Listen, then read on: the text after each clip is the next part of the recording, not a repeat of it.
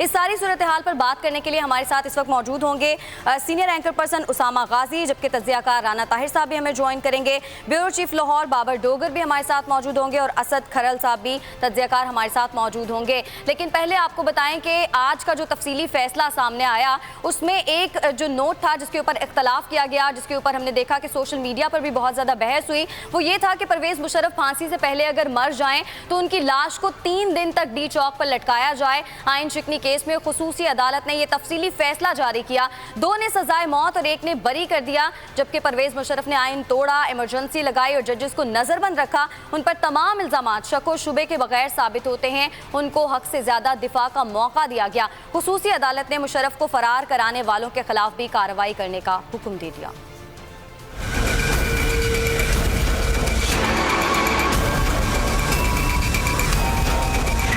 मुशर्रफ फांसी से पहले मर जाएं तो उनकी लाश को 3 दिन तक डी चौक पर लटकाया जाए।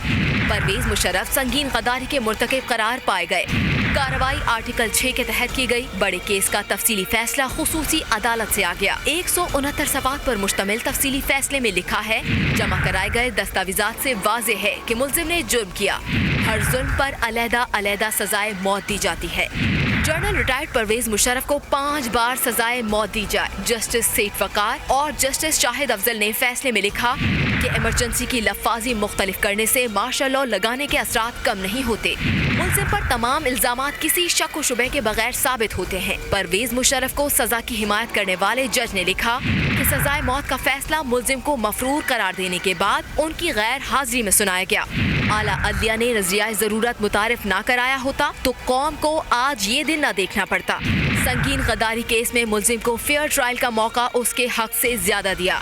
कानून नाफिज करने वाले इदारे परवेज मुशर्रफ को गिरफ्तार करके लाएं ताकि सजा पर अमल दरामद किया जा सके। पैराग्राफ नंबर 68 में लिखा गया है कि मुल्जिम परवेज मुशर्रफ को मुल्क से बाहर भगाने वाले अफराद को कानून की कठेरे में लाकर खड़ा किया जाए।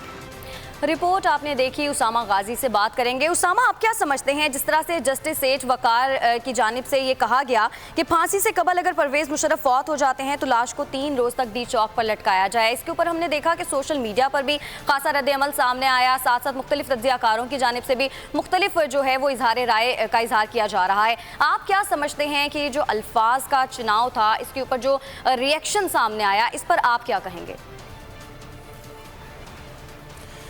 मैं समझता हूं कि देखिए जो रिएक्शन आया वो बड़ा नेचुरल है, कुदरती है, क्योंकि लोग इस बारे में बड़े परेशान हैं कि ये चीज़ तो हमने तालिबान के दौर में देखी थी और पाकिस्तान में हमने देखा था। स्वात में एक खूनी चौक कहलाने लगी थी एक जगह कि जहां पर मासूम लोगों को ले जाकर उनको लटका दिया जाता था, उनको ज़दोपोब किया जाता था। तो ये तो वो जो तालिबानाइजेशन की तरफ खुदा न खास्ता पाकिस्तान जा रहा था, जो दहशतगर्दी की तरफ जा रहा था, ये तो उनकी ज़ुबान है, वो इस तरह से चाहते थे और हमने बड़ी मुश्किल से पिछले 20 साल में वो जंग जीती है।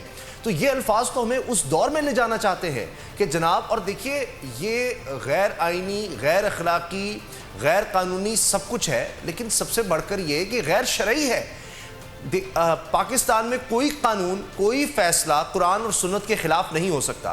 किसी भी शख्स को, बदतरीन दुश्मन हो इस्लाम का, उसकी लाश को घसीटा नहीं जा सकता। जिस तरह इस जजमेंट में कहा गया है, ये 66 जो पैरा है उसमें, कि जी अगर परवेज मुशर्रफ इंतकाल कर जाएं सजा से पहले तो उनकी लाश को घसीटा जाए, घसीट कर डी चौक में 3 दिन के लिए लटकाया जाए। ये इन जज साहब ने अपने हलफ की खिलाफ वर्जी की है और इन्होंने ना सिर्फ ये कि पूरी कौम का दिल दुखाया है, बल्कि अपने हलफ की खिलाफ वर्जी करने के साथ साथ एक गैर आइनी, गैर कानूनी काम किया है। और इस पर मैं समझता हूं कि जिस तरह से हुकूमत की तरफ से कहा जा रहा है कि सुप्रीम जुडिशल काउंसिल में ये केस ले जाया जाएगा, ना सिर्फ ये कि सुप्रीम जुडिशल काउंसिल में केस जाना चाहिए और फिर मैं उम्मीद करता हूं कि वहां पर इनको हटा दिया जाएगा, क्योंकि देखिए सुप्रीम कोर्ट में, या बल्कि ये तो चूंकि अभी हाई कोर्ट के चीफ जस्टिस हैं, ऐसा शख्स अगर बैठा होगा तो आप सोचें कि फिर नीचे क्या फैसले होंगे। क्या वो शख्स जिनके बारे में सोचा नहीं जा सकता, जिनकी कभी कोई तारीख में कोई मिसाल नहीं मिलती। यानी कोई भी जी शऊर आदमी जिसका जहन काम करता हो वो इस तरह की बात करेगा। और पाकिस्तान में जिन्होंने दहशतगर्दी इतनी देखी है, वहां पर आप लोगों को क्या सिखाना चाह रहे हैं कि जनाब मॉब जस्टिस करें? आप खींचे कि कोई मर गया है उसके बाद तो देखिए कि हुक्म तो यह है कि जो भी बदतरीन भी शख्स हो उसकी लाश को जितनी जल्दी हो सके उसके जनाजे के बाद उसको दफनाना चाहिए।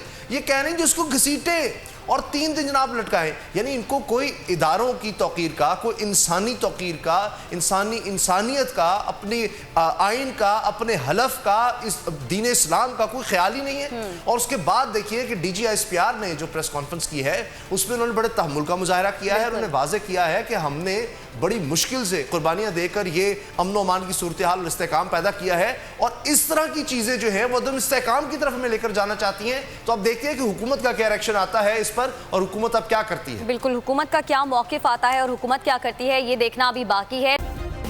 सब्सक्राइब करें और बेल दबाएं ताकि कोई खबर